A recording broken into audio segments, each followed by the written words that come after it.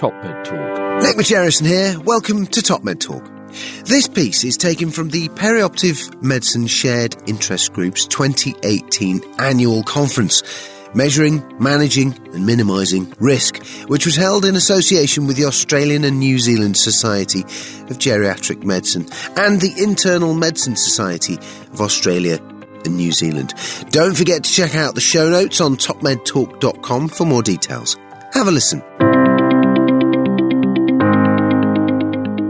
This next session is all about the emergency surgical patient, a special vulnerable group of patients who are at high risk of perioperative morbidity and mortality with little or no time to optimise. So can we make their patient journey less risky, more informed and better overall? Our first speaker is Professor Carol Peden. She is the Executive Director of the Centre for Health System Innovation and Professor of Anesthesiology at the Keck School of Medicine at the University of South California. She was named the Harvard School of Public Health Innovator of the Year 2016 for her work in improving outcomes for high-risk surgical patients. Carol is a fellow of the Institute for Healthcare Improvement and has helped design and lead quality and safety improvement programs all around the world. Before leaving the UK in 2015, she was an Associate Medical Director for Safety and Quality at a national level for NHS England, National Clinical Director in the Enhanced Recovery Programme for Emergency Surgery, and a board member of the NELA project. Please welcome Professor Carol Peden.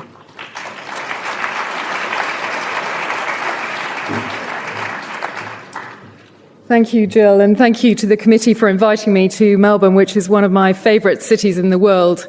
And having lived in the US for 3 years, I can't tell you what a joy it is to be able to get a proper cup of tea without having to explain that I want hot tea with milk. So it's great to be in Melbourne. So this was quite a challenging title, I thought, Armed with Data to Improve Perioperative Outcomes, because there's a lot to talk about. So I'm going to race through a journey which I think and I hope you will think has a positive ending. And it's very appropriate that you're going to have a talk later in this session about NELA. These are my disclosures, and I was a founder member of the Emergency Laparotomy Network, NELA.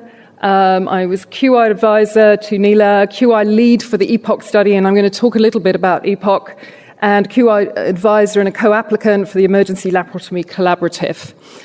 Before I go on, I have to acknowledge all my friends and colleagues, some of whom are in the room, who've been absolutely central to all the data and work I'm going to show you, the NELA group, everybody that participated in NELA, EPOC, ELC, etc. And it's impossible to thank them all, but you'll see the work that's gone on. So I'm going to talk to you about an incredible journey. Sadly for you, because I know it's getting late in the afternoon, I'm not going to tell you a Disney story, but I promise you another photograph of a cute animal at the end of this talk. And I'm going to talk to you about a journey fraught with challenges, overcoming a lot of odds to make a difference to a very vulnerable group of patients. Now, my journey, and I think it's appropriate, this is 2018, started 10 years ago when I won a fellowship to go to the Institute for Healthcare Improvement in Boston. And my application was, how can we make a difference to emergency surgical patients? Because I, like many of you in the room, had stood in an operating theatre, and we'd operated on these very sick patients, and yet they didn't get the same resources that somebody who was the same age, perhaps having a colon cancer resected electively, would get. And I was really struck by why weren't we doing more for these patients. So that was my funding for the year, to go to the US and think about it. And to be honest, I didn't really know what to do, even after a year of education. But it struck me that the first place to start was to get the data, because this was a data-free zone. It might be hard to imagine now when there's so many papers and discussions on this topic, but there was very, very little out there in 2008, and virtually hardly any research studies. So, in the words of Deming, the improvement guru, in God we trust, all others bring data. And Ramani Munasinghe and I published about this in the BJA, about you can have big data or you can have small data. But to a certain extent, it's just get started and show what the problem is. And that's what we did. This was the first paper we published with my colleagues in Bath. It was published in the European Journal. It's old data now, but the important thing was what this did was stimulate conversation. So the European Journal, when they published this, wrote an editorial saying, we think this is a big issue, but we don't know because this is only data from one hospital. And we could have been really terrible. But, they said, yes, this could be a problem. We need to have more data. So as I presented this, it led to conversations. One of them was with a chap called Dave Murray, who you probably know as another founder of and now chair of the National Emergency Laparotomy Audit. And he and three others, he and I got together to found the Emergency Laparotomy Network. So we collected data from 35 UK hospitals, which was actually about a quarter. The number of patients was about a quarter of the NHS patients undergoing emergency laparotomy. And it confirmed what we'd seen in Bath. The mortality was really high, way higher than any other surgical procedures, or virtually any other surgical procedures, perhaps other than ruptured aneurysm, that we did. 15% mortality at 30 days. Fortunately, around about the same time, or shortly after, confirming that it wasn't just the UK that was an issue, the data came out from the National Surgical Quality Improvement Programme in the US, showing very similar mortality on 37,500 patients. And then, slightly later in the BJA, the Danish cohort study showing an even higher mortality of 19%. So we now had a lot of evidence. Another paper, Simon's, this is actually, and when you read papers about emergency surgery, I'd stress that you actually look at whether the patients are operated on or not. The Simon's paper includes emergency general surgical admissions who were not operated on, as well as operated patients. But what you can see from Simon's paper, and we showed this in the network data, is a huge variation in outcome. Also in this paper, they showed that if you had more ICU beds and you had more CT scanners, your patients were going to do better. So we're beginning to see some system issues that we can tackle. But when you see this kind of variation, it means there's room for improvement. Now, how many of you have heard this? Hands up. Our patients are sicker. Our patients are older. Well, guess what? When you see this kind of data, your patients might be older and sicker, but somebody else has got similar older, sicker patients, but they're doing better or they're doing worse than you. So this shows that there's something we can do about it. When you see variation, you can improve. So another thing going back in the past, as well as when I was showing the data, and this struck me because when I was talking at the Emergency Laparotomy Collaborative wind-up last year, one of my friends from the UK who works in Guildford came up to me and said, I remember that patient you talked about. That's why I got interested in this. And this was a lady who I'll call Ruby. She was an 82-year-old lady. She lived independently, and she was looking forward to her granddaughter's wedding. She was admitted late at night and with a diverticular mass, and her surgery was delayed for 3 days because she wasn't deemed very urgent. Nobody thought to do a sepsis score. And she had bowel obstruction. And then she had her operation late at night, done by a registrar in surgery and a registrar in anesthesia. She didn't go back to an ICU or a PACU bed. She went back to the ward. And 3 or 4 days later, she got confused. We probably now know that that's probably delirium. She got pneumonia. She was slow to mobilize. She fell. And she never went home again. She went to a nursing home. So I think we could have done better for Ruby. But my point is, when you use the data and the patient's story, that becomes very, very powerful. So imagine when you've got your ANS NELA data and you're presenting and you're saying, 12% of patients die at 30 days. Yes, give the data and you may well be much better than that. But tell the patient stories. Tell what it really means to the individual, because the combination of those two things is very powerful. So I think all that data that I've just showed you created not just a burning platform in the UK, but a sort of an exploding platform that we had to do something about this. It wasn't enough to keep saying, well, these are old, sick, frail patients, they're going to die anyway. We'd shown that there was variation, there was room for improvement, we could do better. And I think the next part of the talk I'm going to show you, we can and we have made a difference, but the absolute core thing was having the data.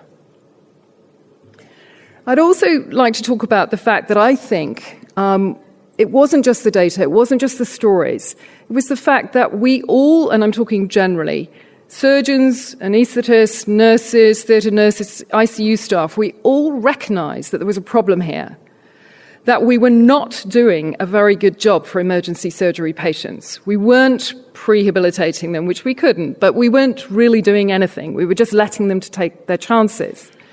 And I think now, if you go to the UK, you will find that every hospital is talking about emergency laparotomy. Everybody's thinking about it. And the quote on the right by a US criminologist saying that major social movements fade away because they've become a permanent part of the landscape, I think is what's happening in the UK. And when I gave the Macintosh lecture 2 years ago at the Royal College in London, talking about the things we've done with emergency laparotomy, one of the feedback forms from a registrar in the audience said, "Why is she talking about this? We all know what to do for emergency laparotomy," which was kind of like, okay, we've got this, because if the registrars all think they know what to do, then we're really winning. It's part of the fabric. We were talking this morning, it's not just about death.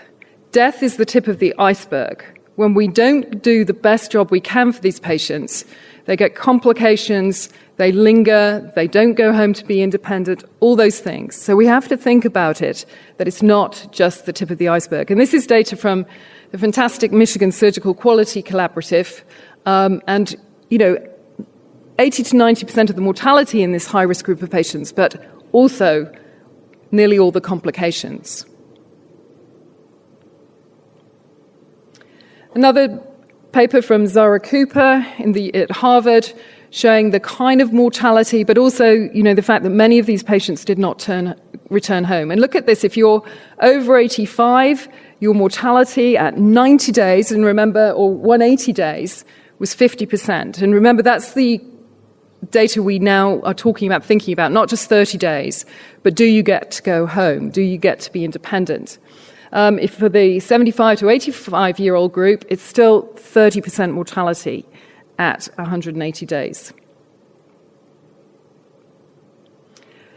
Now, I've studied public health, and this is one of the most famous public health papers of all time from Geoffrey Rose, who was a professor at the London School of Tropical Medicine. And this is talking about the high-risk strategy versus population strategy, and the fact that we shouldn't just fixate on the highest risk populations. We should try to move the curve for everybody to the left so that even the younger, fitter patients have a better outcome. And if we do that, then everybody benefits. And I think by standardizing care pathways, having triggers for certain aspects of care, we do that. And I think that we are already doing that for this group of patients.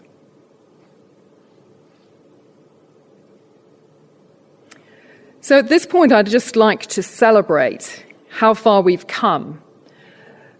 Back when we published the network data, the mortality at 30 days was 14.9%. The NSKIP data showed about the same 14%. The first NELA patient report, published in 2015, was 11.8%. Last year, for the 2016 data, was 10.6% 30-day mortality on average. And I'm not allowed to tell you what this year's one shows, but you can tell from the image there that, it might be heading in the right direction. So, how did we get this improvement? Was it just the data? I mean, I do believe there is a Hawthorne effect, that when we don't know how bad or how good we are, we don't know which way to go. But what else was it? And what else should you be thinking about as you embark on this journey in Australia and New Zealand? So I think there's alignment of factors, the macro factors. You cannot do this alone as a keen frontline clinician. Your ducks have to line up in a row. So politically, somebody has to be talking about emergency surgery outcomes. at a national level, the colleges and the hospital system executives have to be talking about this. The payers have to be talking about it. And then, as I say, the hospital level, if you don't get, we found in the EPOC study, which I'll show you in a minute, the teams that were more successful had support and enrolled early, the chief executives, the chief financial officers. So again, don't think you can do this on your own. You need support at all levels of the system. One of the things we had, which came out around all the time we were publishing all this data around 2011-12, were standards. Prior to that, believe it or not, certainly in the UK, there were no standards for emergency surgical patients. And both these documents came out in 2011, and in fact, we've just rewritten the higher risk surgical patient document, which I think should be coming out later this year. And this time, it's really mainly focused on emergency laparotomy as such a high-risk group. So after all this activity, the UK Quality Improvement Programme decided to fund the National Emergency Laparotomy Audit to enable improvement of quality of care for patients undergoing emergency laparotomy. So the first data collection started in December 2013. And that was on a background of increased focus and discussion about these patients. So I think changing surgical care in the UK has not just been about the data. The data is absolutely central, but the data helped create the discussion, which was amplified by setting standards, having conversations at all levels, at multidisciplinary conferences, the creation of NELA, and the vision that we could do something better. In addition, what I'm going to talk about in the next few moments is two major studies, EPOC, which was evidence-based perioperative care for high-risk surgical patients, and the Emergency Laparotomy Collaborative. So how many of you have heard of EPOC? The results were presented at EPOM in London in summer. The results should have been published 2 years ago, but for some reason, despite the fact it was an NIHR-funded study, it was hard to get the data back. Rupert Pearce was the principal investigator. I was the quality improvement lead. And this was based on the fact that if we used quality improvement, could we improve outcomes for patients if they had a standardized pathway, and it was an evidence-based pathway. This is the pathway. Now, this was designed to take best practice. It was a systematic review by Ravi Mahajan, who came up with the pathway and these things. It's complicated. And Tim Stevens and I divided it up into pre-op, intra-op and post-op to try to make it easier. But my hint is I wouldn't necessarily start with such a complicated pathway. But if you think about it, this is actually what we get. We get sort of guidelines, protocols, and we're told to, go forth and multiply with a protocol and expect to deliver improvement in all these areas. So there were 37 components to this pathway. And basically we thought there was a hard core of the project, which was the pathway, but around that we were building this kind of network of social activism, engagement, getting hospitals to build a quality improvement team, which included a surgeon, an anesthesiologist, and an intensivist. We encouraged them to use their NELA data. We didn't give their NELA data to them, but we gave them the tools to analyze it and turn it into run charts using quality improvement cycles and also breaking up the pathway into more bite-sized chunks. And NELA was the foundation. But remember I said NELA started in December 13. This project started in March 2014. So the NELA data entry was very new to people. So in proper trial design, it was a stepped wedge cluster randomized control trial. The hospitals were randomized in geographical clusters, and we had ethnographic and economic analysis. And I would say to you, if you're going to do quality improvement studies, have ethnographers. These are kind of anthropologists in healthcare. And they go and look at why things work and why they don't work. And the data capture was via NELA. So at 90 hospitals, so it was more than half the NHS hospitals, it was a fixed 85-week intervention. But remember, this was a stepped wedge. So some hospitals only had 5 weeks to improve this pathway.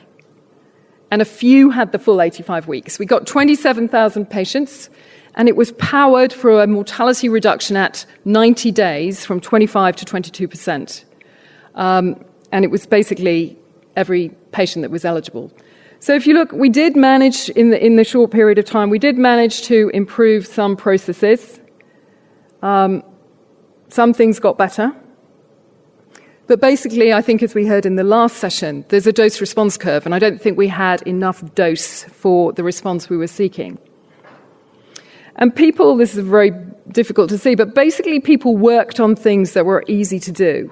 And that was mainly looking at risk assessment, because you can do that as a single person or a small group. You can't, it's very hard to change things like time to the operating theatre. So a lot of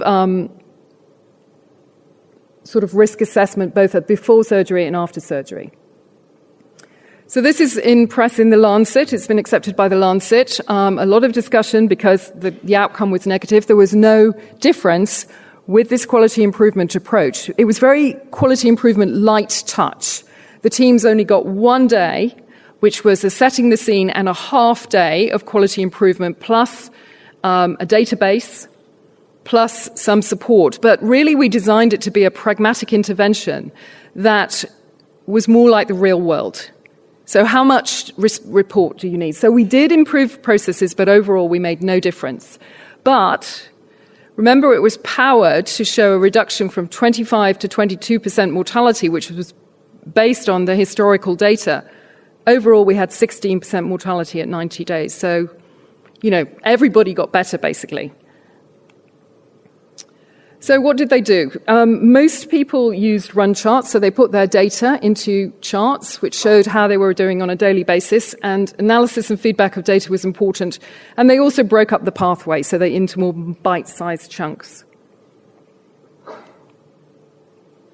So one of the things that came out, and this is worth bearing in mind, and I know I've spoken to Ben about it with the NELA, was that, remember, NELA had only started a few months before this study. And most teams spent nearly all of their time working out how to collect the NELA data rather than trying to improve. So I think that's something to think about going forward. How do you minimize that data burden collection so that people can focus on making things better rather than just collecting the data? So I know in some of your hospitals going forward, the data is going to be pulled from the electronic medical record, which I would think is going to be great. However, I would caution you to make sure you still understand, go and look at the records, make sure that data is accurate, and really sort of get under the data. Because if you're just presented with something that's a printout from an electronic medical record, you may not engage with it so much. Also think about data that's already there. This is work I put in because it includes Australian data. This is hospital episode statistics. We used the Dr. Foster database, and we looked at a number of hospitals around the world. And if you look at this paper, I have to say Australia does really well.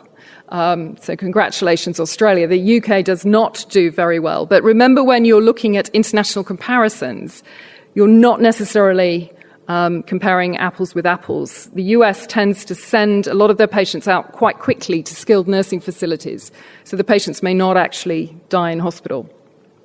But what we found there was that if you had that transfer in this group, this was Australian, UK and American hospitals, transfer was associated with a worse outcome.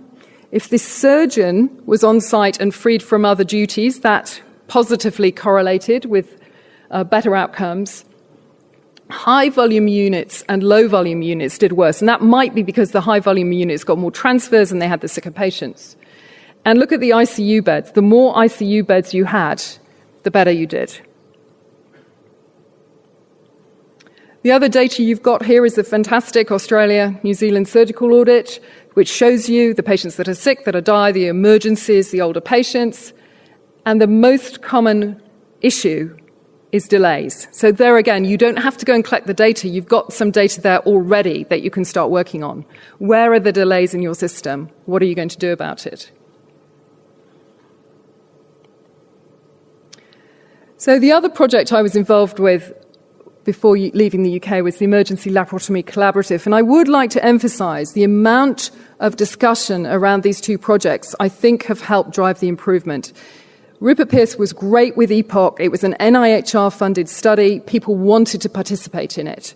Emergency Laparotomy Collaborative was 28 hospitals, and it was scaling up the ELP-QUIC project, which I'll explain in a moment. But if you look at the difference. This was more a bundled care approach, a smaller number of things we're going to work on, and this was not real life. Emergency Laparotomy Collaborative was a really well-funded quality improvement study. I think EPOC was more like real life, if you like, on a day-to-day basis. So we had very clear goals, timelines, defined metrics. Again, we used NELA data and a standardized pathway. The emergency, it was a scale-up of this study, which had early assessment, early antibiotics if signs of sepsis, early surgery, goal-directed fluid therapy, and ICU for everybody. 4 hospitals in the south of England.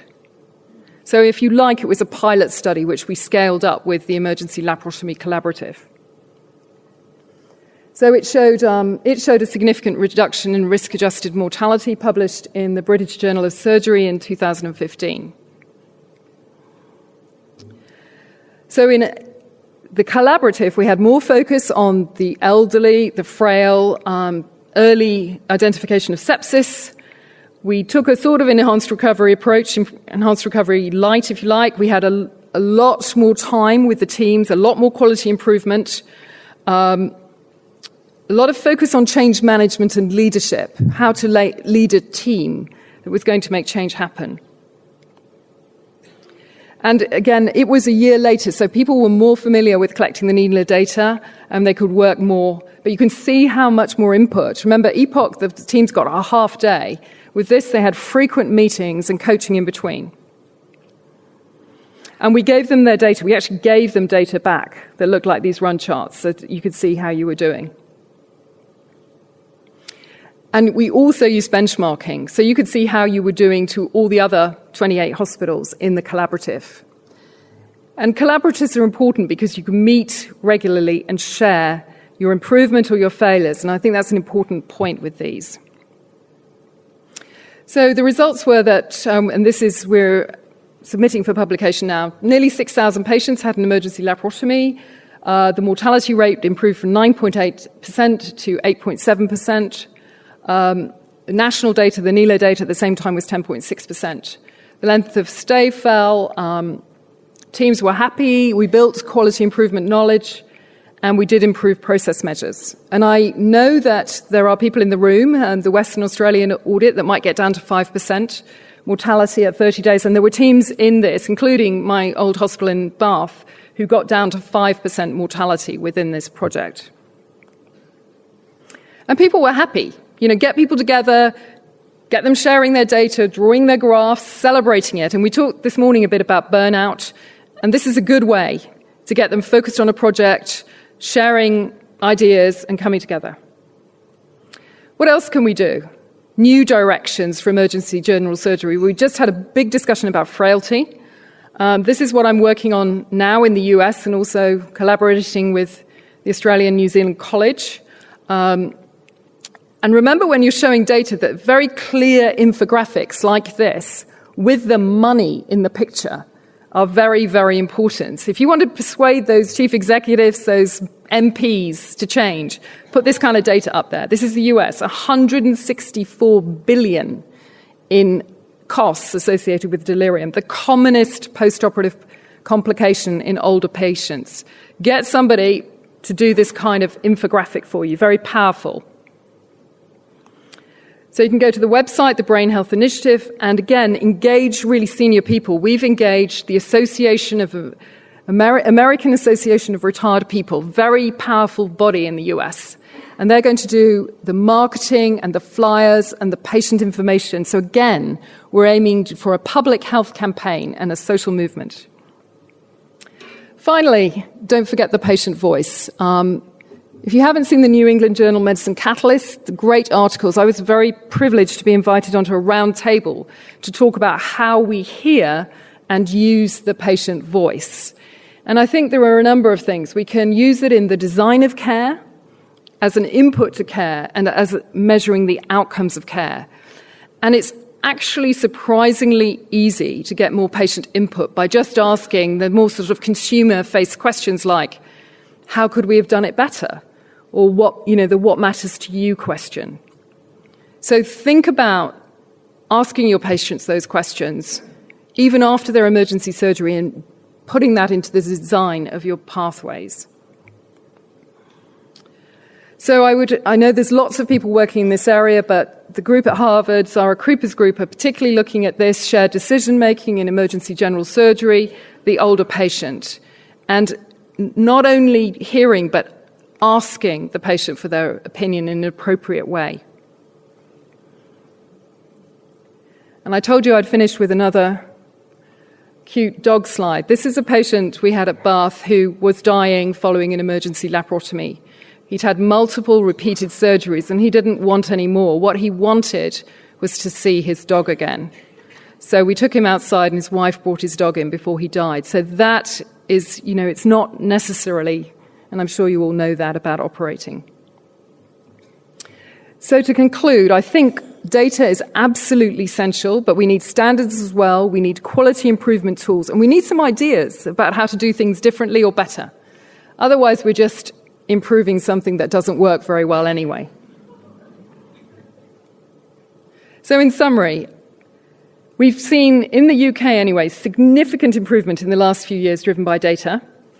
And the data gives us areas for future work, such as frailty, the elderly, delirium, all those things. But don't forget the burden of data collection on your frontline staff. You need to also have really good means to feed back the data and to create action. Otherwise, it's not worth very much. And I think we've created a social movement. So going back to Ruby, we want to give reliable emergency general surgical care. So she may not survive. She may not have had a better outcome. But at least we know we did the best things reliably in an evidence-based way. Making it easier for us as the frontline teams to do the right thing for the right patient every time. Reliability means keeping promises to patients like Ruby. Thank you.